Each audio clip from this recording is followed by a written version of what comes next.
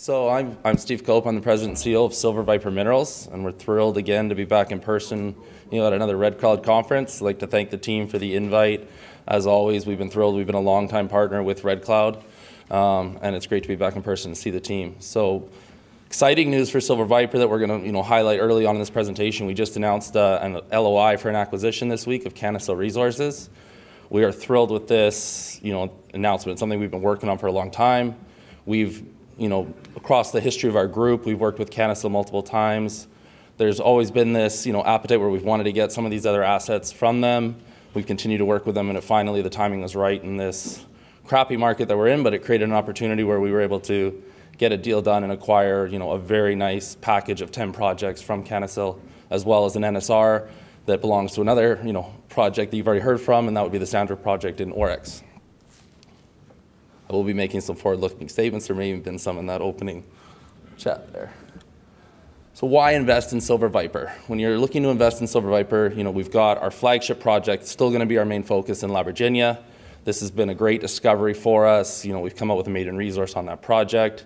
It's already attracting interest from the majors that have come and done site visits. So we've got this high-quality asset, but we've always wanted this, secondary group of assets. I've always been a fan of having at least one additional asset in a company for when you're bought to have a spin-out, as a free dividend to shareholders. I think it's a huge value add, and you've seen it in our group before where we've added value by doing spin-outs like the Barcelli transaction out of Oryx.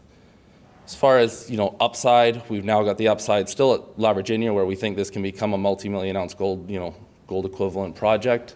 But now we've also got these 10 projects from Canasil that we're going to be looking to potentially explore ourselves, as well as explore optioning them out to other partners to be able to do non-dilutionary funds coming into the company as we move forward here. And if we're still in this market where it's harder to raise capital and where we don't want to raise capital and dilute at these lower share prices. Again, I think there's a lot of value in that transaction. We'll go through some of the projects that we think are the most important out of that. But again, the one that I'm most familiar with is actually the asset that we wanted to originally list and do our IPO on within Silver Viper, and that was the Nora project. At that time, it had never been drilled, but our geology team had identified it as having lots of potential. Canasil eventually did one program on that project, made a massive discovery with multi-kilogram silver numbers and high-grade gold, and they never followed up on it. They didn't get a lot of traction in the market, just the history of the company. I think it was a company, they had a lot of deal fatigue.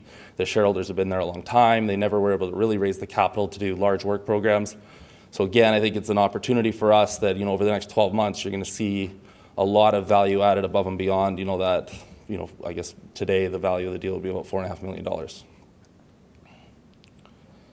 Again, here, I'm not going to spend too much time on this. It's a very straightforward deal. It's a at-market merger of 4-to-1. I think when we first started negotiating, we were sitting at about 3-to-1. It was weird, but we just said, given the state of the market where we're at, 4-to-1 was the merger ratio we're going to do. As we got closer and closer to announcing the deal, there was no leaking, but it was amazing how it slowly transitioned right to that 4-to-1 ratio, kind of as we made that announcement.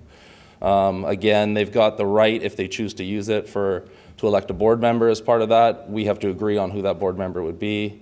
We actually already share a joint board member, so it may be that Art Freeze, who's on both boards, ends up just being that director that takes that spot. But if we do decide to add another board member, it's got to be both parties agreeing on it. And then we thought it was very important, because it's been such an attractive group of projects, that we build in probably a slightly larger than normal break fee into the transaction. So from this stage of the LOI to signing of the definitive, there's a $500,000 break fee. And then after that, until it's voted on and closed in February, there's a $2 million break fee associated with the transaction.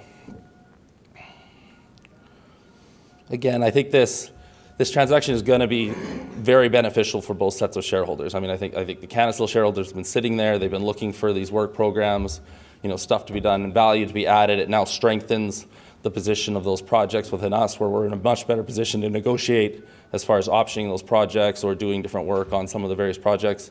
And also for our shareholders and getting the upside of all these projects in there at a very cheap rate. Again, I think over the next 12 months, you're going to see us monetize a number of these projects. We're going to build NSRs. We're going to take shares in new companies, build cash flow, or cash coming in, again, in a non-dilutionary way. And again, I think to us, it was a no-brainer deal to get done when it finally came time to do it.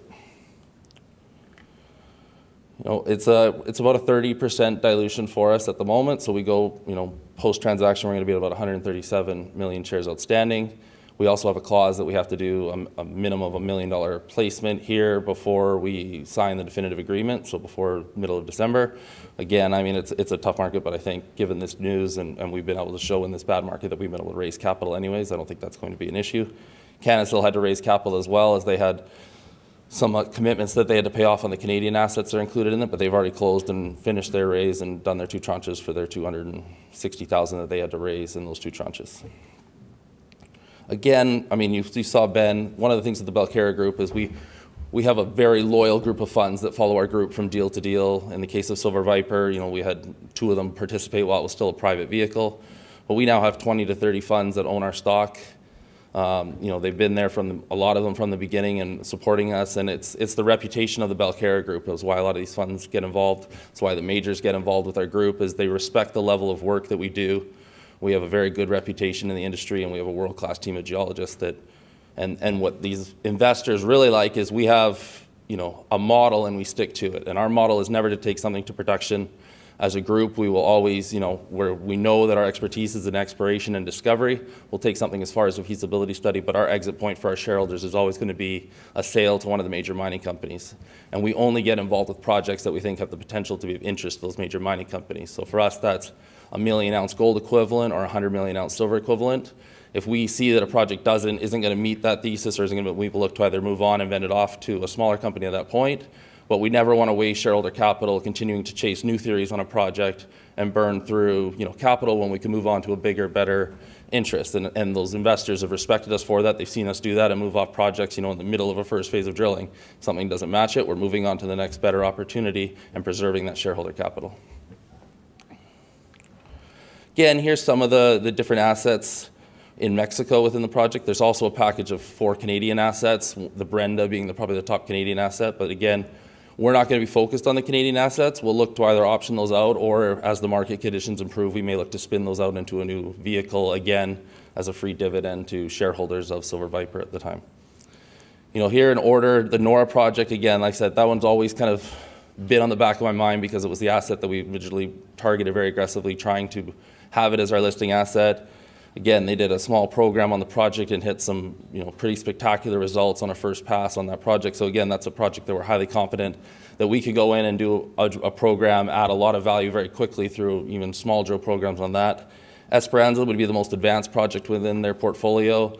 Again, a very exciting project. You know, you're getting silver, gold, and zinc and lead on that project. It's a look-alike, you know, in a lot of mines to the Pan American's La Colorada.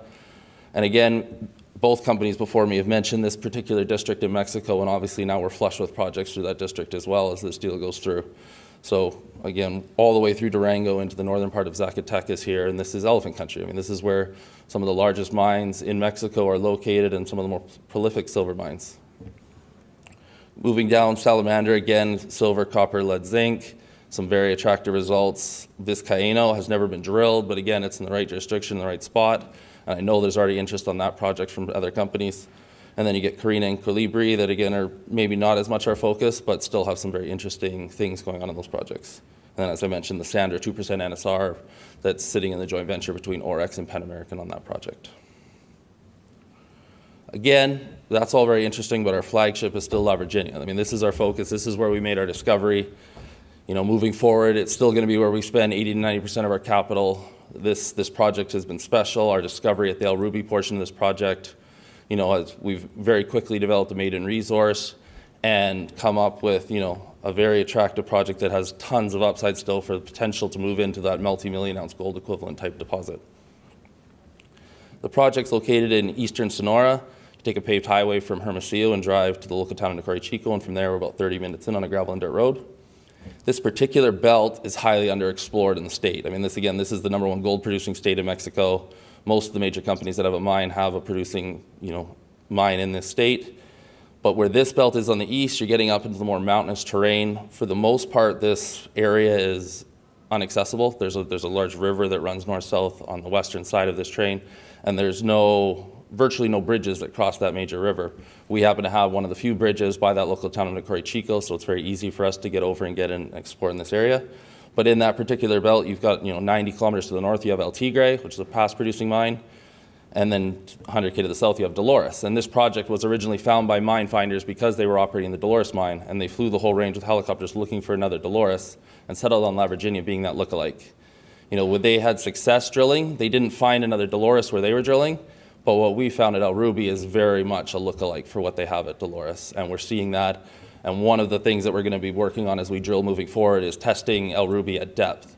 And the idea of this type of deposit is actually, you know, we found high-grade gold and silver at surface. Down 300 meters, we're still in high-grade gold and silver, and it's epithermal, but we don't have base metals, and that's odd for, you know, systems in Mexico. And where it comes in is that, you know, we'll get these half meters here or there where we see high-grade spikes in base metals, and it's coming when you get into like chunks of sulfides and those that have been blasted up from deeper.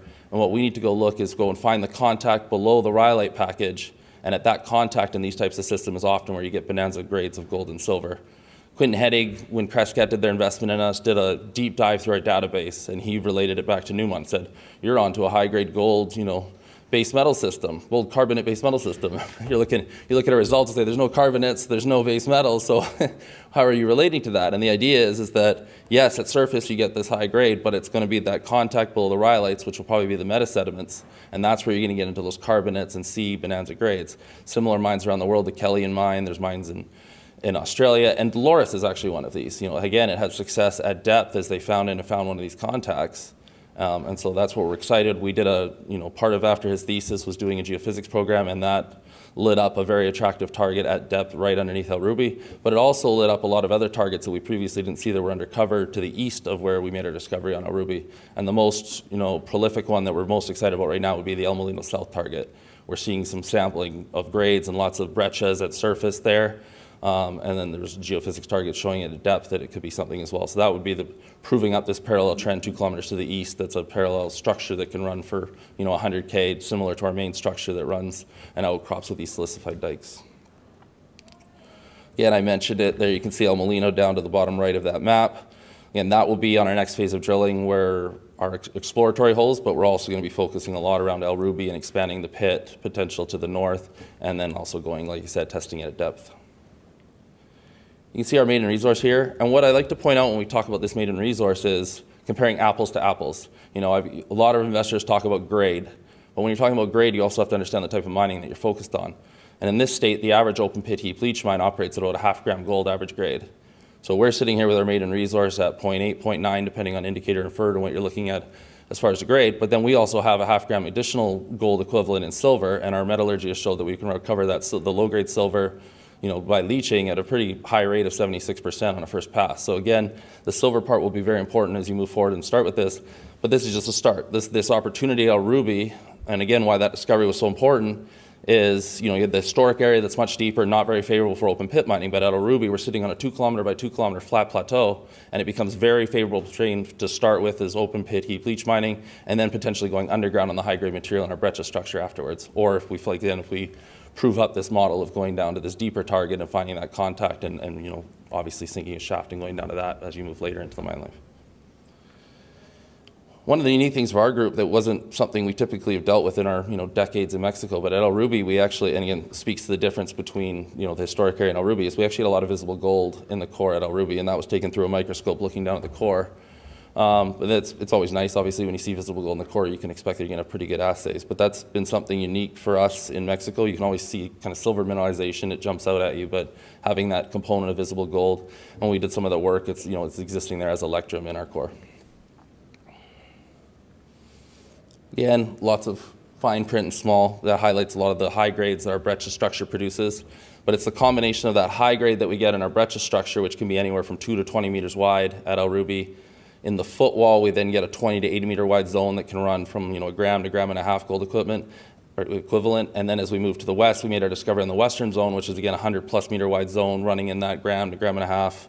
A lot of the intercepts on it. And so that's what really opened our eyes to the open pit heap leach potential of El Rubi. And then by having El Rubi, it allows you to start taking some of that ore in the historic area and would include it in an open pit, heap leach operation. Again, there you can see, the Whittle pit shells.